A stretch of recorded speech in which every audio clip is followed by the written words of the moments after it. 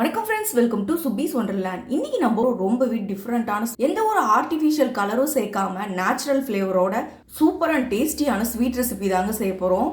கண்டிப்பா நீங்களும் செஞ்சு பாருங்க, ரொம்பவே டிஃப்ரெண்ட் அண்ட் டேஸ்டியா இருக்கும். வாங்க ஃப்ரெண்ட்ஸ், இது எப்படி பண்ணலாங்கிறத பார்க்கலாம். ஃபஸ்ட்டு இந்த ரெசிபி செய்யறதுக்கு ஒரு ஆரஞ்சு பழம் எடுத்துகிட்டு வந்திருக்கேன். ஆரஞ்சு பழம் நல்லா பழுத்த பழமாக எடுத்துக்கோங்க, அப்போ தான் நல்லா இனிப்பாக இருக்கும். தனித்தனி சொலைகளாக பிரித்து எடுத்ததுக்கப்புறமா உள்ளே இருக்க கொட்டையும் நல்லா ரிமூவ் பண்ணி எடுத்துகிட்டு வந்துக்கலாம். இப்போ ஒரு பேனில் 1 கப் அளவுக்கு தண்ணி ஆட் பண்ணிக்கிறேன்.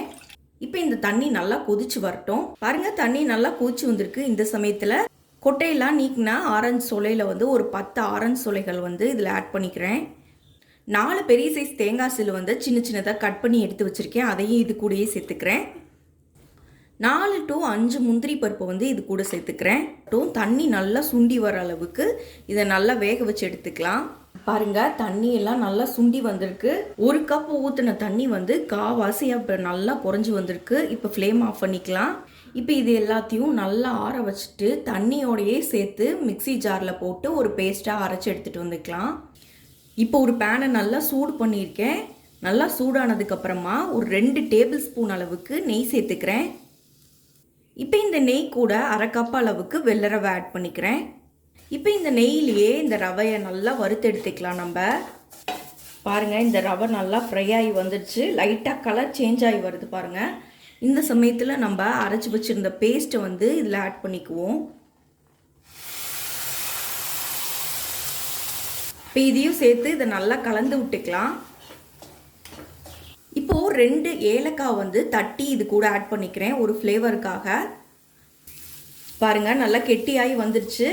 இப்போ இந்த சமயத்தில் 1/4 கப் அளவுக்கு சுகர் ஆட் பண்ணிக்கிறேன். நீங்கள் வெள்ளை சர்க்கரைக்கு பதிலாக நாட்டு சர்க்கரை கூட ஆட் பண்ணிக்கலாம். நான் இன்றைக்கி வெள்ளை சர்க்கரை தான் சேர்த்துருக்கேன். இப்போ இதோடு சேர்த்து நல்லா மிக்ஸ் பண்ணி விட்டுக்கலாம். பாருங்கள், சுகர்லாம் நல்லா மெல்ட் ஆகி வந்துடுச்சு. இன்னும் கொஞ்சம் கெட்டியாகி வரட்டும், அது வரைக்கும் நல்லா இதை மிக்ஸ் பண்ணி எடுத்துக்கலாம். பாருங்கள், சூப்பராக நல்லா சுருண்டு வருது பாருங்கள். பாதாமும் பம்கின் சீடும் சின்ன சின்னதாக கட் பண்ணி எடுத்து வச்சுருக்கேன், அதை இதில் ஆட் பண்ணிக்கிறேன். விருப்பப்பட்டால் நீங்கள் ஆட் பண்ணிக்கலாம், இல்லை ஸ்கிப் பண்ணிக்கலாம். இப்போ இதையும் சேர்த்து நல்லா மிக்ஸ் பண்ணி விட்டுக்கலாம்.